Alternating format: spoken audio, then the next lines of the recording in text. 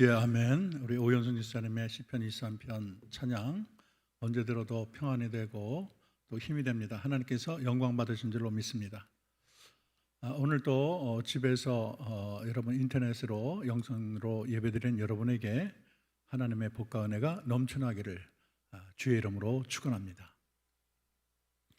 바울이 아덴에서 사역을 마치고 2차 전도 여행의 마지막 장소라고 할 수 있는 고린도에서 이제 복음을 증거하게 됩니다. 아덴에서 아레오파고 광장에서 그의 철학적인 지식 또 많은 문학적인 수사법을 통해서 또 거창하게 기독교를 변증하죠. 그러나 아무래도 이 사람들이 이 바울을 말쟁이로 여기고 그들 마음에 수많은 우상들이 가득 차 있기 때문에 그들에게 복음의 씨앗을 뿌려서 열매를 맺는다는 것이 그렇게 쉬운 일이 아니었습니다. 이제 아덴을 떠나 도착한 것이 고린도입니다. 그런데 아덴과 고린도는 그렇게 먼 거리는 아니지만 너무나도 다른 도시입니다. 아덴은 문화와 지식을 대표하는 그런 도시라면 이 고린도는 상업과 방탕의 도시라고 말을 할 수가 있습니다. 아덴에 있는 사람들은 그렇게 우상을 섬기기를 좋아하고 도시 전체가 우상으로 꽉 차 있었죠. 그런데 고린도 사람들은 굉장히 무역이 발전하고 매우 부유한 사람입니다. 그런데 도덕적으로 무척 부패한 도시였어요. 거기에는 유명한 미의 여신 아프로디테, 우리가 말하는 비너스죠. 비너스 여신의 신전이 아크로폴리스 언덕 위에 위치하고 있습니다. 겉으로 보면 아주 굉장한 아름다움으로 포장되어 있는데 그 안을 보면은 허락받은 창기만 1,000명이 된다고 하니까 얼마나 대단합니까? 음란과 방탕의 대명사가 바로 고린도인 것입니다. 바울은 여러 도시에서 계속되는 유대인의 핍박과 비방을 많이 받았고 많이 두려움에 가득했어요. 특별히 이 부유함과 향락에 빠져있는 고린도에게 하나님의 복음을 전한다는 것은 참 아무리 생각해도 쉬운 일이 아니에요. 인간적으로 보면 이곳에 하나님의 백성이 없을 것 같고 복음을 전하는 것이 마치 바위에 계란을 던지는 격으로 너무 역부족일 때가 많습니다. 그래서 이런 곳에서 하나님이 경외하는 교회를 세운다, 참 상상이 안 가는 일이에요. 고린도에 들어설 때 바울의 마음이 굉장히 흔들렸습니다. 왜냐하면 고린도전서 2장 3절에 보면 내가 너희 가운데 거할 때에 약하며 두려워하며 심히 떨었노라, 그렇게 고백하고 있어요. 사도 바울은 안식일마다 회당에서 강론을 하고 유대인과 헬레인을 권면합니다. 말씀에 붙잡혀서 예수는 그리스도라 증언도 하지요. 그런데 그들의 대적과 비방을 굉장히 심하게 받고 나면 맥이 풀리고 힘이 나지는 않습니다. 얼마나 이 사도 바울이 백전의 노장입니까? 물불을 안 가리는 그런 집념의 사나이, 능력 있는 사나이인데 어떻게 하면 약하고 두렵고 떨린다는 말을 했을까? 아마 이 사도 바울은 굉장히 많이 탈진했다고 보여집니다. 탈진하다가 번아웃인데 다 속이 이제 타버릴 정도로 진이 빠진 상태를 말을 합니다. 오늘 본문을 보면 이 사도 바울의 마음의 고통과 분함이 아주 수준이 넘어서서 극에 달한 것을 발견할 수가 있어요. 왜냐하면 6절을 봤더니 그들이 대적하여 비방하거늘 바울이 옷을 털면서 이르되 너희 피가 너희 머리로 돌아갈 것이요 나는 깨끗하니라 이후에는 이방인에게 가리라. 한도를 넘었어요. 참는 인내를 다했어요. 그래서 이제는 못 참겠다. 너희들 정그럼 나는 이방인으로 방향을 돌리겠다, 이렇게 말할 정도예요. 근데 이제 감사한 것은 오늘 말씀 끝까지 보면 사도 바울이 이 위기를 잘 넘겼어요. 그리고 고린도에서 정착을 하는데 11절에 보면 1년 6개월 동안 머물렀다고 합니다. 금방이라도 나갈 것 같이 정말 폭발할 것 같았는데 그렇게 끝까지 인내를 가지고 복음을 해서 또 고린도 교회가 든든히 서게 됩니다. 어쨌든 이렇게 홍수처럼 밀려오는 위기를 어떻게 이렇게 극복을 했을까가 오늘 설교의 초점입니다. 저는 이 사도 바울의 이 승리의 비결을 세 가지로 꼽고 싶어요. 그래서 이 비결을 저와 여러분도 오늘의 시대를 살 때 마음에 간직을 해서 사도 바울처럼 승리하기를 소망합니다. 첫 번째는요, 동역자의 위로와 협력이라고 말을 할 수가 있습니다. 마게도니아의 어린 교회를 이제 너무 염려해서 사도 바울은 아끼던 디모데를 데살로니가로 보냈어요. 그리고 신라를 아마도 학자들은 빌립보와 베레아로 보냈다고 그렇게 보고 있습니다. 자기 홀로 이제 고린도로 가는 거예요. 이 정말 이 대단한 감당하기 어려운 도시, 그냥 보기만 해도 떨리는 도시에 혼자 간다는 게 쉽지 않아요. 그러나 바울은 거기서 곧 귀한 동역자를 만나는데 그가 유명한 브리스길라와 아굴라가 되는 것입니다. 아굴라 아내의 이름이 브리스가와 브리스길라인데 사도행전 18장 2절을 보면 소아시아 본도 출신 유대인이라고 그렇게 말을 하고 있습니다. 이들 부부는 유대인을 핍박했던 글라우디아 총독의 황제의 추방령에 따라서 로마를 떠나서 고린도로 가게 되었습니다. 근데 이 사람들 직업이 이제 바울처럼 천막을 그렇게 만드는 직업을 가졌어요. 동종의 직업을 가졌다는 게 어떤 접촉점이 됩니다. 그리고 마음이 잘 맞았던 걸로 보여요.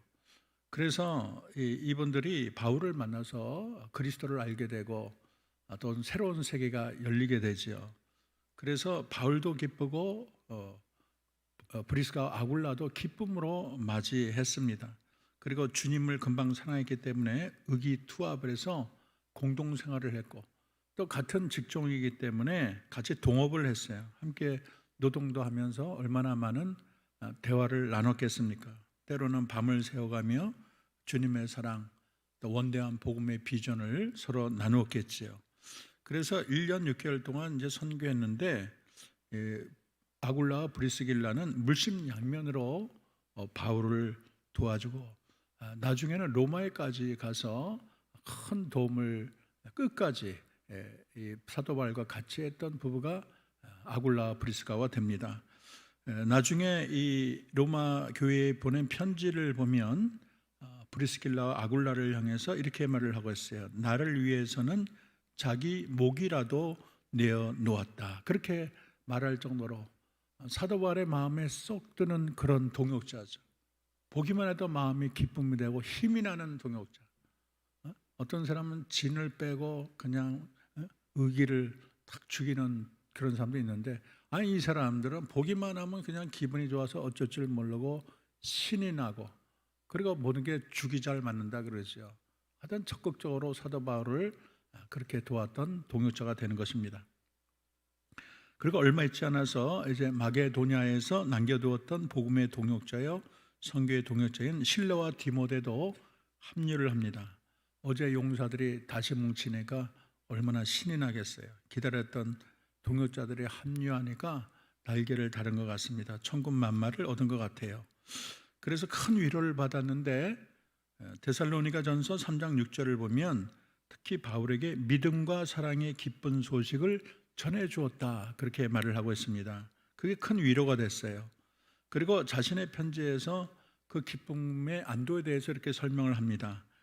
데살로니가전서 3장 7절 8절을 보면 이러므로 형제들아 우리가 모든 궁핍과 환난 가운데서 너희 믿음으로 말미암아 너희에게 위로를 받았노라. 그러므로 주 안에 굳게 선즉 우리가 이제는 살리라. 그렇게 말을 하고 있습니다. 이 당시 이제 사도 바울이 굉장히 가난했어요. 열심히 노동을 해야 간신히 생계를 끌어나갈 수가 있었습니다. 근데 이제 실라와 디모데가 데살로니가 성도들의 믿음과 사랑의 소식을 그렇게 듣고 나서 큰 위로를 받았습니다. 그런데 잘 보면 이 데살로니가의 믿음뿐만 아니라 그들의 사랑인 선교 헌금을 가지고 왔던 것으로 이해할 수 있습니다. 왜냐하면 고린도후서 11장 9절을 보면 마게도니아에 온 형제들이 나의 부족한 것을 보충하였습니다. 이런 힌트를 주고 있습니다.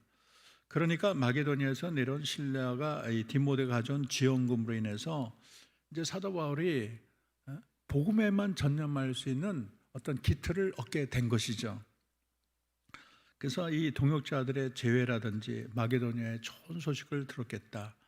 그들이 이제 믿음에 굳게 서 있다는 것이 얼마나 힘이 됩니까? 거기다 이제 사랑의 선교비까지 보내주니까 참 힘이 나고 위로를 얻게 된 것입니다. 살맛이 나지요. 그래서 많은 위로와 힘을 얻어서 아주 복음 전도에 더 박차를 가게 됐어요. 5절에 봤더니 이렇게 되어 있습니다. 실라와 디모데가 마게도니아로서 내려오매 바울이 하나님의 말씀에 붙잡혀 유대인들에게 예수는 그리스도라 밝히 전했다. 실라와 디모데가 왔더니 더 힘이 나가지고 말씀에 붙잡혀가지고 강력하게 예수는 그리스도라 그렇게 증거를 했다는 거예요. 그러니까 사도 바울이 의기충천한 것이지요. 말씀의 포로가 되어서 말씀이 이끄는 대로 복음 전도에 최선을 다했습니다. 그래서 예수는 그리스도라 이런 말이 그냥 자기도 모르게 힘있게 나가는 거예요. 예수님이 십자가에 죽으시고 부활하신 그분이 바로 온 인류의 구세주라고 당당하게 증거를 한 것입니다. 세 번째로 이 사도 바울이 만난 동역자는 유스도와 그리스도입니다. 7절 8절을 보면 유스도라는 사람의 집으로 갔는데 이방 사람인데 하나님을 공경하는 자였어요. 그 집은 회당 바로 옆에 있었죠. 그런데 회당장인 그리스도와 온 집안 식구가 함께 주님을 믿게 되었습니다. 참 이런 사람들이 예수를 믿고 세례까지 받게 되었어요. 이런 만남들이 사도 바울에게 힘이 되고 용기가 된 거예요. 이런 일련의 사실들은 사도 바울처럼 그런 거장들도 믿음의 동역자가 얼마나 필요한 것인가를 성경은 잘 증거하고 있습니다. 하나님께서는 우리에게 좋은 동역자를 붙여주십니다. 동역자라는 것이 꼭 일만을 위해서 필요한 것이 아니고 믿음을 붙들어주고 영적인 충전을 주는, 영적으로 세워주는 큰 놀라운 일을 하는 것이죠. 모세도 혼자 계속 손들고 있었습니까? 아론과 훌이 옆을 받쳐주니까 모세가 계속 손을 들고 전쟁에서 승리할 수 있지 않았습니까? 여러분, 하나님이 형제들을 준 것은 어려울 때 서로 사랑으로 도와주라고 형제를 우리에게 허락했습니다. 그래서 한 사람이 쓰러지면 다른 형제가 일으키라는 의미가 있어요. 그래서 한 줄은 쉽게 끊어지면 삼겹줄은 쉽게 끊어지지 않는다. 하나가 100이면 둘이 200이 아니고 500이 되고 셋은 1000이 되는 거예요. 합칠 때 그 능력이 더 배가 되는 것입니다. 시편 133편 1절 3절은 보라 형제가 연합하여 동거함이 어찌 그리 선하고 아름다운고 머리에 있는 보배로운 기름이 수염곧 아론의 수염에 흘러서 그의 옷깃에 내린 같고 헬몬의 이슬이 시온의 산들에 내린 같도다. 거기서 복을 명하셨으니 영생이로다. 이렇게 형제가 연합해서 동거하며 힘을 합하는 그것을 우리 주님은 굉장히 아름답게 보시고, 이 성령은 하나 되는 영 아닙니까? 사탄은 자꾸 뿔뿔이 흩어놓는 영인데 성령은 하나 되게, 이게 하나 되어서 모두가 이렇게 하나 되어서 손을 붙잡고 그럴 때 하나님의 역사와 기적이 나타나게 되는 것입니다. 성령이 역사하는 곳에 하나 되는 역사가 나타나고 하나됨의 아름다움이 싹 트는 것이죠. 그래서 사도 바울은 결코 나 홀로 사역자가 아니에요.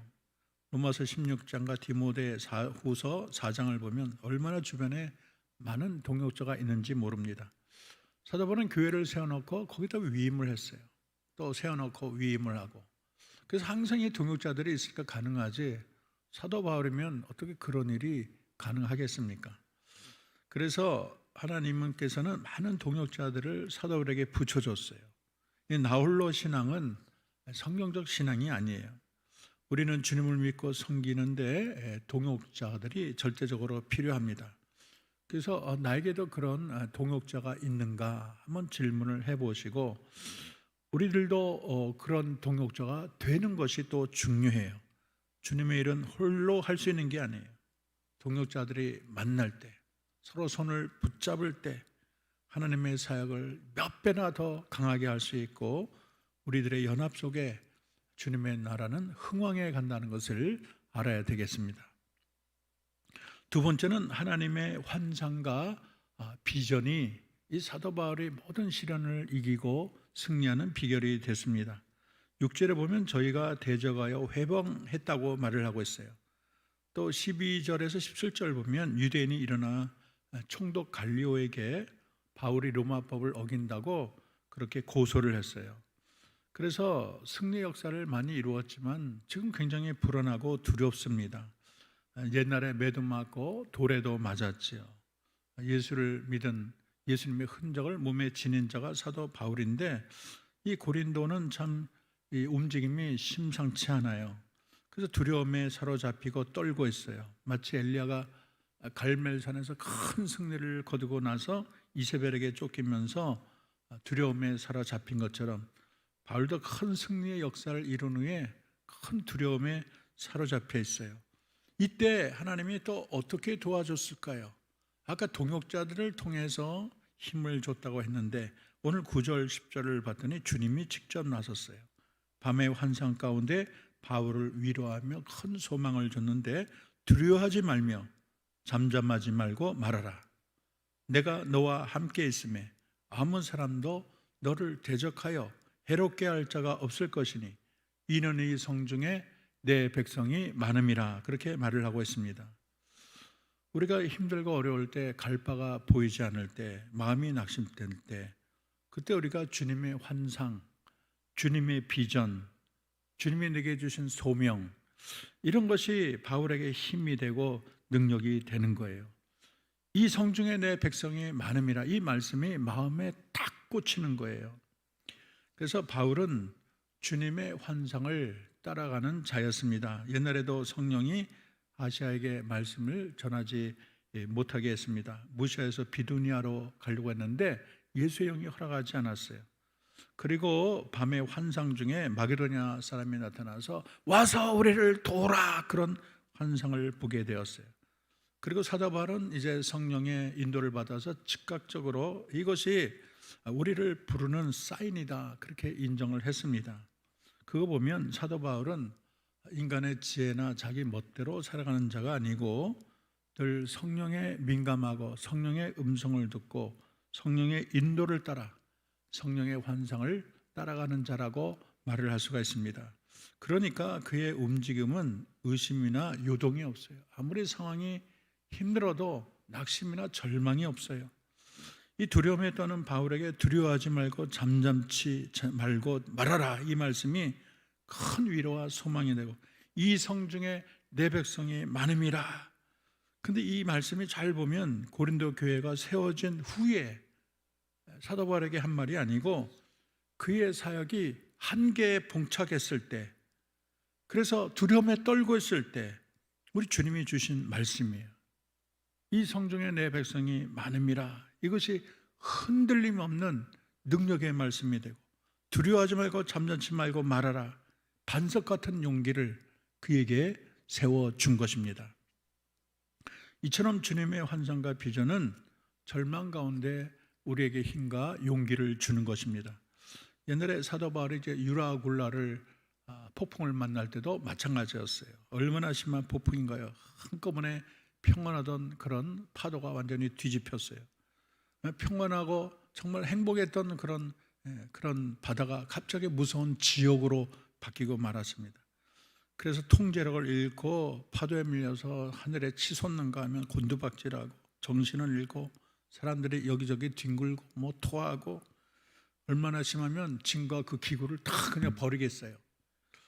하지만 아무리 힘을 써도 어려웠지만, 그러나 풍랑은 잠들 줄 모르고 지칠 줄 모르고 밤에 자지도 못하고 해도 달도 별도 다 안 보이는 칠흑 가운데서 다 지쳐서 이제는 소망이 없다, 이제는 끝났다, 모든 것이 이제는 아무 희망이 없는 절망이다, 이럴 때 사도 바울이 탁 일어나서 말을 했어요. 여러분, 내 말을 듣고 글에 대해서 떠나지 아니하였더라면 좋을 뻔했습니다.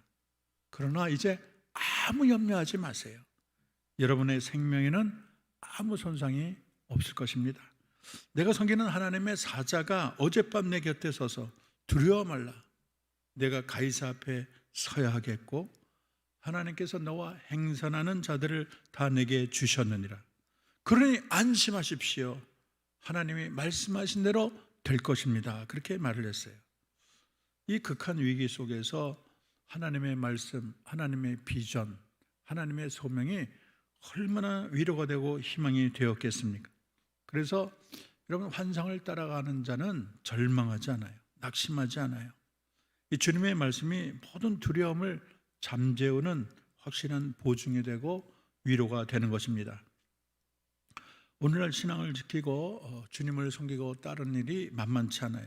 사람들이 물질을 추구하고 육신을 추구하고 자기가 주인 되어 살아갑니다. 그리고 요즘에는 기독교 이미지가 완전히 좀 어려워져서 예수 믿는 사람을 그렇게 싫어하고 멸시하고 참 그들 가운데 사는 것도 힘든데 그들에게 이제 복음을 전하려니까 더 이제 겁이 납니다. 그래서 교회에 다니는 것을 비밀로 하고 직장 가는 사람들도 많이 있어요. 이런 사람들에게 철 같은 완악한 사람들에게 어떻게 복음을 증거하고 저들에게 어떻게 하나님의 선하심을 나타낼까? 여러분, 낙심할 필요가 없습니다. 두려워하지 말고 잠잠하지 말고 복음을 전하는 일에 힘써야 되겠습니다. 이 성중에 아직도 내 백성이 많음이라 하신 주님의 음성에 우리가 귀를 기울여야 되겠습니다. 어떤 상황에도 두려워 말고 잠잠치 말고 우리가 복음을 증거해야 됩니다. 그래서 이 바울이 고린도에서 주님께 쓰임을 받은 것처럼 우리도 이 완악한 세상에서 하나님의 도구가 되어 쓰임을 받아야 됩니다. 그래서 어떤 절망적인 상황이라도 이 성중에 내 백성이 많음이라 하시는 주님의 음성을 들을 수 있는 그런 영의 귀가 열려야 되겠습니다. 주님의 비전을 나의 비전으로 삼는 게 중요해요. 우리는 항상 이 주님의 음성을 듣고 주님의 주시는 소망을 붙들어야 되겠습니다. 어떤 상황에도 두려워하지 말고 잠잠치 말고 복음을 증거해야 되겠습니다. 그래서 바울이 고린도에서 큰 승리를 거둔 것처럼 우리도 큰 승리의 역사를 이루어야 되겠습니다. 마지막으로는 하나님의 함께 하심이라고 말을 할 수 있겠어요. 아까 9절 10절을 다시 한번 읽어보겠습니다. 밤에 주께서 환상 중에 바울에게 말씀하시되 두려워하지 말며 잠잠하지 말고 말하라. 내가 너와 함께 있음에 아무 사람도 너를 대적하여 해롭게 할 자가 없을 것이니 이는 이 성중에 내 백성이 많음이라. 여기서 중요한 말씀이 뭐냐면 내가 너와 함께 있음에, 이 말이 중요해요. 임마누엘의 하나님이에요. 하나님이 우리를 홀로 놔두지 않고 우리 주님이 우리와 함께 하겠다는 가장 강력한 약속이 우리에게 있는 것입니다. 이 세상에서 하나님이 우리와 함께 한다는 것보다 행복하고 정말로 즐거운 일은 없습니다. 구약에서 하나님이 인생들을 축복할 때 입버릇처럼 하시는 말씀이 내가 너와 함께하리라, 그런 약속이었어요. 아브라함에게 하늘의 별과 같이 땅에 모래같이 번성하리라는 축복을 했습니다. 또 땅에 모래같이 많게 된다는 복도 주셨지만 가장 큰 복은 창세기 15장 1절 아브라함아 내가 너의 방패요 내가 너의 가장 큰 상급이라. 방패라는 것은 하나님이 나에게 임마누엘로 함께 계셔서 나를 지켜주겠다, 모른 척하지 않겠다는 약속이 되는 것입니다. 야곱에게도 내가 나와 함께 있어 어디를 가든지 내가 너를 지킬 거야. 모세에게도 내가 나와 함께 갈 거야. 요속에도 강하고 담대하라. 내가 너와 함께 하겠다. 하나님이 입버릇처럼 하는 말씀이 연약한 백성, 낙심할 수 없는 밖에 없는 백성에게 입버릇처럼 하는 백성이 내가 너와 함께하마, 이게 가장 강력한 보증이 된 것입니다. 임마누엘 하나님은 졸지도 주무시도 않고 나를 지키시는 하나님이세요. 누가 우리 아들 딸을 해코지 하나 눈을 부릅뜨며 지켜보시는 하나님이세요. 어떤 분이 영안이 열려보니까 주님이 문간에 서 계셔서 흰 옷을 입고 악한 영을 다 막아준다는 거예요. 그게 맞는 말이에요. 내가 잠잘 때도 주님이 우리를 지켜주니까 우리가 사는 거예요. 우리 주님이 불꽃 같은 눈으로 우리를 살피십니다. 우리 주님이 우리 우편에 그늘이 되어주시고 낮의 해가 우리를 상치 못하고 밤의 달이 나를 해치 못하는 거예요. 모든 혼란을 명쾌하시고 우리 영혼을 지키는 자가 하나님이라는 것을 결코 잊어서는 안 되겠습니다. 그 하나님이 이사야 41편에 두려워 말라 내가 너와 함께함이라, 놀라지 말라 나는 내 하나님이 됨이라 말을 하고 있어요. 내가 너를 굳세게 하고 도와주겠다. 나의 의로운 오른손으로 너를 붙들겠다 하시는 분이 우리 하나님이세요. 물 가운데 지날 때도 함께하고 불 가운데 지날 때 타지도 않고, 임마누엘의 하나님은 여호와 우리 하나님이요 이스라엘의 거룩한 자여 구원자가 되신다고 성경은 증언하고 있습니다. 오늘 하나님은 바울의 환상 가운데 나타나서 두려워하지 말며 잠잠치 말고 말하라. 내가 너와 함께 했으며 아무 사람도 너를 대적하여 해롭게 할 자가 없을 것이니 이는 이 성중의 백성이 많음이라고 말씀했다고 했습니다. 하나님이 함께 하시면 해롭게 할 자가 없어요. 하나님이 지키시면 천만인이 나를 둘러쌀지라도 나에게 뭘 해코지 할 수가 없어요. 사자굴에 집어넣어도 풀무불에 집어넣어도 우리는 편안히 지낼 수가 있습니다. 아무리 폭풍우가 몰아쳐도 내 앞길이 칠흑처럼 어두워도 우리는 겁과 두려움 없이 콧노래를 부르며 살 수가 있는 것입니다. 내가 너와 함께 있으리라, 이 말씀은 참으로 우리가 견디기 어려울 때, 중요할 때마다 성경이 반복하고 있는 약속이 되는 것입니다. 그래서 성경의 역사나 교회의 역사는 하나님의 함께 하심의 역사라고 말할 수가 있어요. 하나님이 우리와 함께 하지 않으면 아무것도 이루어질 수가 없어요. 우리의 구원도, 믿음의 역사도, 선한 싸움도, 복음의 전파도, 또 교회의 존립도 하나님이 함께하지 않으면 모든 것이 불가능하다는 것을 알아야 되겠습니다. 사도 바울은 가는 곳마다 유대인의 극렬한 반대에 부딪혔다고 했어요. 루스드라에서는 돌에 맞아 죽을 뻔했고, 데살로니가에서는 폭도들을 동원해서 사도 바울을 죽이려고 했습니다. 그러나 사도 바울의 생명은 하나님의 손에 꼭 잡혀 있어요. 우리의 생명도 하나님의 두 손에 꼭 잡혀 있는 것입니다. 오늘 임마누엘의 약속의 말씀, 내가 너와 함께 있음에 어떤 사람도 너를 대적하여 해롭게 할 자가 없을 것이니, 이 약속의 말씀이 사도 바울을 강하게 하고 담대케 했습니다. 두려움에서 빠져나오게 했고, 침묵하지 말고 말하게 만들었어요. 사도 바울은 이 임마누엘의 약속의 말씀에 의지해서 담대하게 활화사처럼 주님의 복음을 강력히 선포했습니다.